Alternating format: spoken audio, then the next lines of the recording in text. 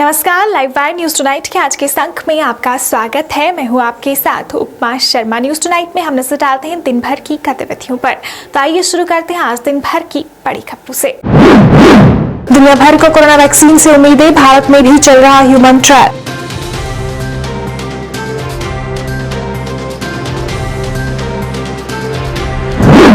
देश में पिछले 24 घंटे में रिकॉर्ड 40,425 नए मामले आए सामने। संक्रमितों का आंकड़ा 11 लाख के पार।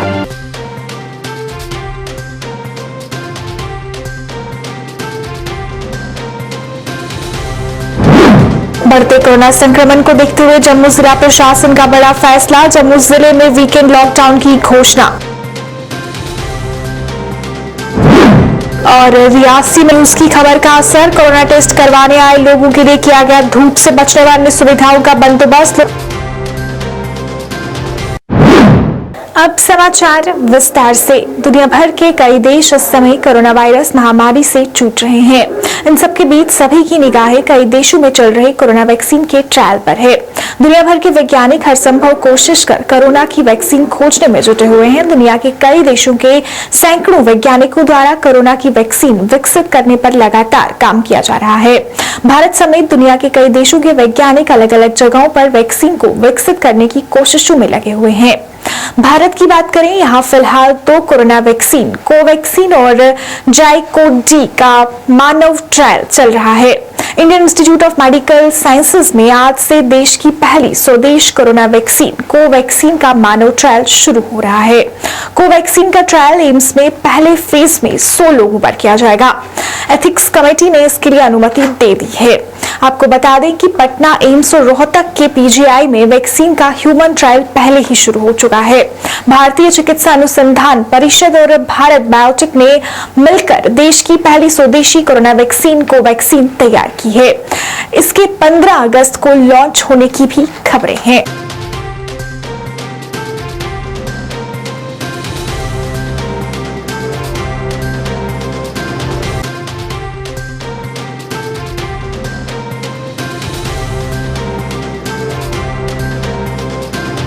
देश भर में कोरोना वायरस का कहर लगातार बढ़ता ही जा रहा है। केंद्रीय स्वास्थ्य एवं परिवार कल्याण मंत्रालय की ओर से जारी आंकड़ों के मुताबिक पिछले 24 घंटे में 40,425 नए मामले सामने आए हैं और 681 लोगों की मौत हुई है। इसके बाद देश भर में कोरोना पॉजिटिव मामलों की कुल संख्या 11,18,043 हो गई है, जिनमें से 3,90,459 सक्रिय मामले हैं, जबकि 7,87,000 लोग ठीक हो चुके हैं। उन्हें अस्पताल से छुट्टी दे दी गई है और अब तक 27,497 लोगों की मौत हो चुकी है।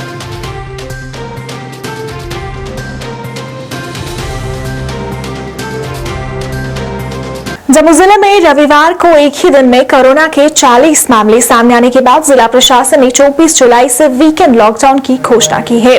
अब प्रत्येक सप्ताह शुक्रवार शाम 6 बजे से लॉकडाउन शुरू होगा, जो सोमवार सुबह 6 बजे तक जारी रहेगा। यानी 60 घंटे तक पूरे जिले में लॉकडाउन रहेगा। इस दौरान आवागमन पर पूर्णतः प्रतिबंध रहेगा। तेजी से बढ़ते हुए मामलों को देखते हुए जम्मू जिले की डीसी एवं आपदा प्रबंधन की जिला चेयरमैन सुषमा चौहान ने जिले में 24 जुलाई से वीकेंड लॉकडाउन को लागू करने का आदेश जारी किया है। सीआरपीसी की धारा 144 के तहत अधिकारों का प्रयोग करते हुए जिला उपायुक्त ने 24 जुलाई शुक्रवार से शाम 6 बजे से सोमवार सुबह 6 बजे तक लॉकडाउन का फैसला लिया है। इस दौरान व्यक्तियों, वाहनों और सभी तरह की गतिविधियों की आवाजाही पर पूर्ण पाबंदी रहेगी। केवल स्वास्थ्य की आपातकालीन जरूरतों को देखते हुए आवाजाही हो पाएगी।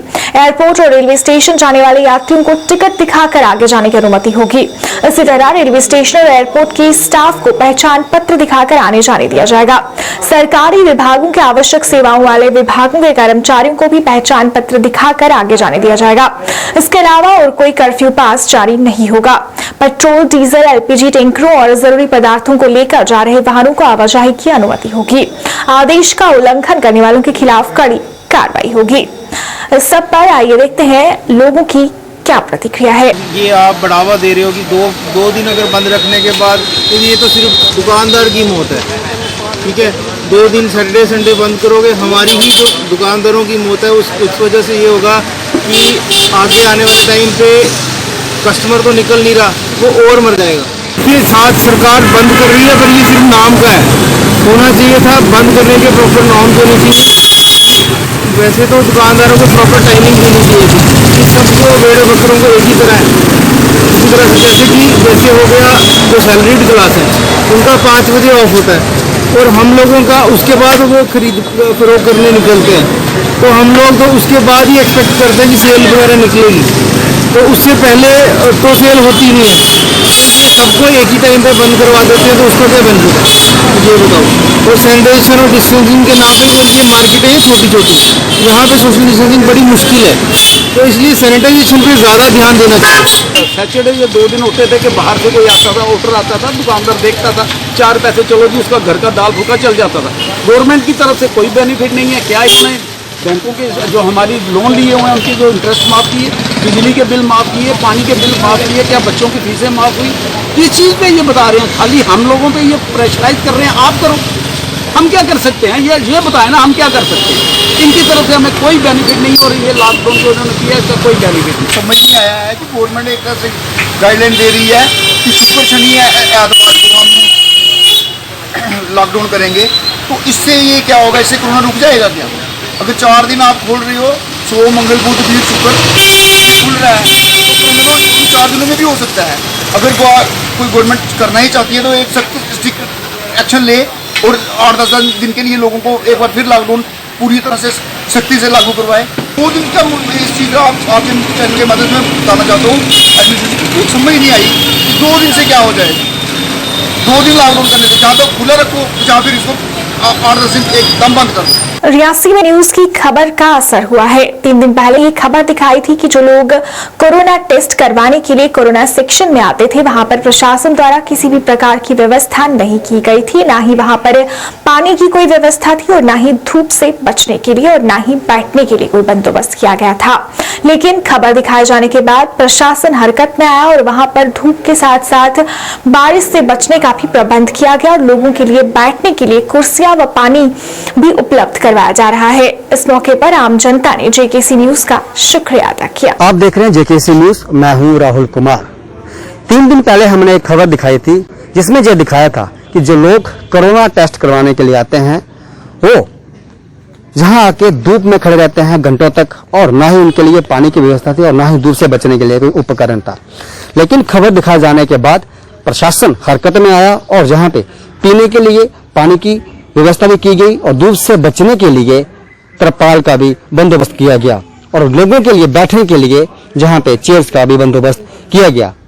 मौके पर डॉक्टर राजीव कुमार शर्मा जी जो सीएमओ रियासी में है, उन्होंने हमसे जो कमिटमेंट की थी कि जो लोगों को असुविधा हो रही है, जो जहां फैसिलिटी नहीं है, उसको अगले दिन ही उनको पूरा किया जाएगा और उन्होंने अपना वादा पूरा करते हुए जहां पे लोगों से दूर से बचने के लिए जो टेंट का भी इस्तेमाल किया गया और साथ में पानी की व्यवस्था की गई, लोगों से बैठने के लिए बंदोबस्त भी किया गया। हम प्रशासन का भी शुक्रिया अदा करते हैं कि चाहे वो हमारी खबर देखने के बाद ही ये सारे काम किया हो, लेकिन किया है। और हम साथ में ये अपील भी करना चाहेंगे कि जहां मीडिया के कैमरे नहीं पहुंच पाते, जहां मीडिया कवर नहीं कर पाती, तो प्रशासन को देखना चाहिए क्या वहां के लोग कहीं कोरोना काल में किसी समस्या से जूझ न रहे। आप पिछले तस्वीरों में देख सकते हैं जो तिरपाल लगवाया गया है, ये तिरपाल सिर्फ आपको जो लोग जहां कोरोना टेस्ट करवाने आएंगे उसको सिर्फ धूप से ही नहीं बचाएगा, बल्कि बारिश से भी कहीं ना कहीं काफी प्रोटेक्शन देगा।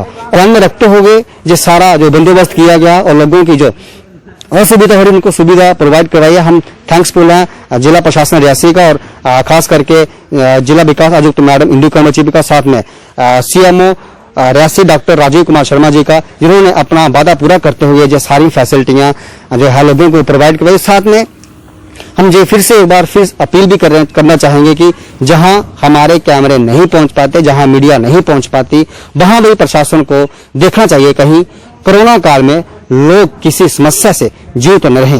देर से आए दुरुस्त आए, बाकी धीरे धीरे लोग जागरूक हो रहे हैं और आगे भी होंगे। किस तरह से देखते हैं ये सारा रोल को, जिस तरह से मीडिया ने ये कवर किया? अच्छा है, वैसे आज तक जितनी भी न्यूज़ आपने बताई हैं उन पर तुरंत कार्रवाई हो रही है, ये भी वैसे ही हो रही है। शुक्रिया। तो फिर प्रशासन को देखना पड़ता है ना, फिर क्या करना है। कि खबर लगी है, अच्छी बात है, ये मीडिया का बड़ा बड़ा थैंक्स है अच्छी बात है कि खबर लगी तो उसके बाद ही रिएक्शन हुआ है। जहाँ पे आपने बोला कि 3 दिन पहले जो है यहाँ पे पानी की कोई सुविधा नहीं थी, जैसे कि आज हमारा यहाँ पे टेस्ट हुआ, मैं वार्ड नंबर 7 में रहता हूँ, तो यहाँ पे मैंने देखा यहाँ पे बैठने के लिए चेयर्स नहीं है, पानी रखा हुआ है। जो एडमिनिस्ट्रेटिव जो है जहाँ पे देख रहा हूँ मैं, सब लोग जो हैं खुशी से आ रहे हैं टेस्ट करवाने, जैसे कि पहले लोग जो थे वो नहीं आते थे, डरते थे कि कुछ पॉजिटिव या कुछ ऐसे ना हो। तो मैं देख रहा हूँ अब जहाँ पे लोग आ रहे हैं, फैमिली प्रोटेक्शन भी हो रही है, सब कुछ हो रहा है, पानी भी है, ठीक है सब। आज हमें बैठने की अच्छी सुविधा मिली, उसमें पीने का पानी भी रखा गया था। पर चलो ये तो मीडिया का शुक्रिया है कि जिनकी रिपोर्ट उन्होंने लगाई कि बैठने के लिए कुर्सियाँ नहीं है, टेंट नहीं लगाया, उन्होंने रिपोर्ट लगाई, उसके बाद टेंट वगैरह लगे। पर इसमें जहाँ पे मीडिया नहीं होगा वहाँ पे ये क्या करेंगे, लोग सफर ही करेंगे ना सारे। ये हम मीडिया का थैंकफुल करते हैं कि ये सबसे पहले आके पूरी चेकिंग करते हैं, मगर प्रशासन को भी चाहिए ये कि इधर व्यवस्था जो है, ये एडमिनिस्ट्रेशन का काम है ना, ये तो मैडम को चाहिए कि जो जिन जगहों पर रेड अलर्ट किया है तो उसके लिए एक कोरोना का टेस्ट जो है अलग से होना चाहिए। अब सब लोग इकट्ठे आ रहे हैं तो कर रहे हैं, तो ठीक है, करना चाहिए, मगर ये है कि एडमिनिस्ट्रेशन को चाहिए ये खुद आगे इधर देखना चाहिए कि कैसी व्यवस्था है। बहुफोर्ट माता महाकाली एसोसिएशन, वहां की मैटाडोर ऑटो और बाकी लोगों द्वारा आज एक संयुक्त पत्रकार वार्ता का आयोजन किया गया। एसोसिएशन के सदस्यों का कहना था कि मंदिर से जुड़े सभी व्यापारियों को इस समय बहुत सी मुश्किलों का सामना करना पड़ रहा है और ये सभी लोग इस समय आर्थिक तंगी का सामना कर रहे हैं क्योंकि इन सबका कारोबार मंदिर के साथ जुड़ा हुआ है।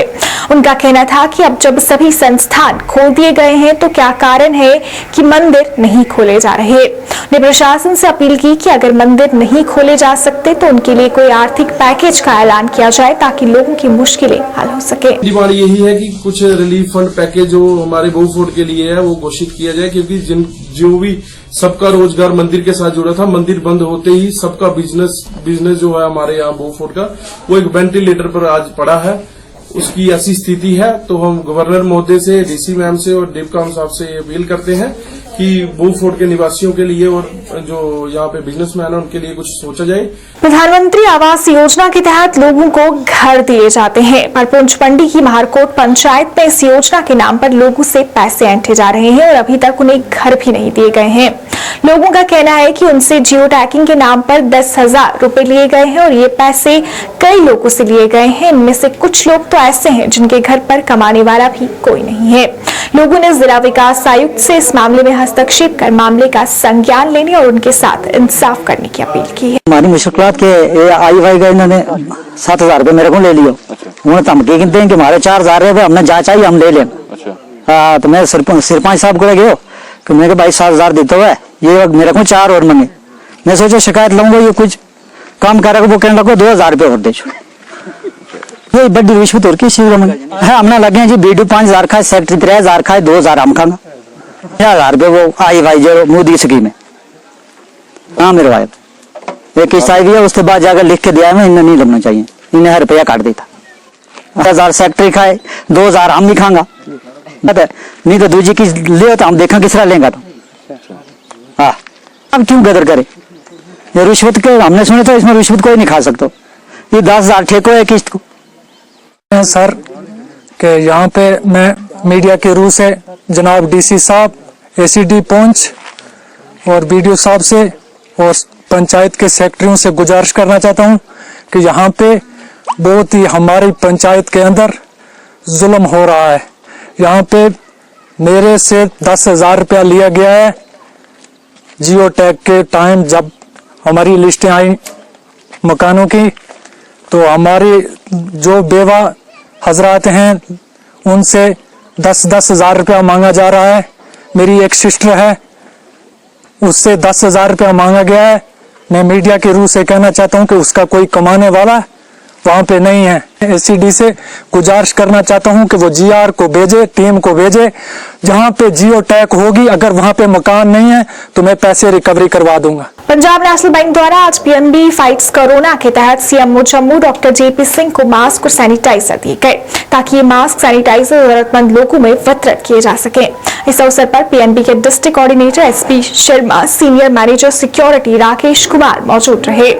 डॉक्टर जेपी सिंह ने पीएनबी का उनके इस योगदान के लिए धन्यवाद किया। वहीं पीएनबी ने भी चिकित्सा कर्मचारियों के योगदान की सराहना की और उनका हौसला बढ़ाया। फाइटर्स हैं, उनका हौसला बढ़ाना भी इसका एक प्रयास है और पीएनबी की तरफ से ये ऑल इंडिया लेवल पे आज लगभग सभी डिस्ट्रिक्ट्स में ऐसे ही ये इनिशिएटिव किया जा रहा है और आने वाले और मतलब नेक्स्ट मंथ भी हम इसको करने का ऐसे ही प्लान कर रहे हैं और हमारा ये विश्वास है कि हम सब लोग मिलके कोरोना को जल्दी ही जो है हरा देंगे।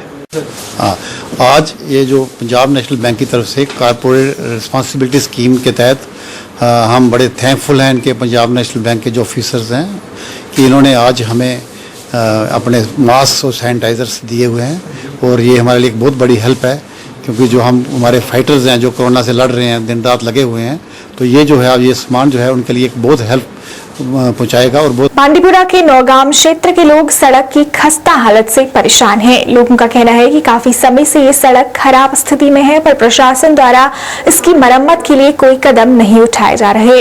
निकहा कि कई बार इसकी शिकायत भी की गई पर अभी तक कोई कार्रवाई नहीं हुई। लोगों ने जल्द से जल्द प्रशासन से इसकी मरम्मत की मांग की है।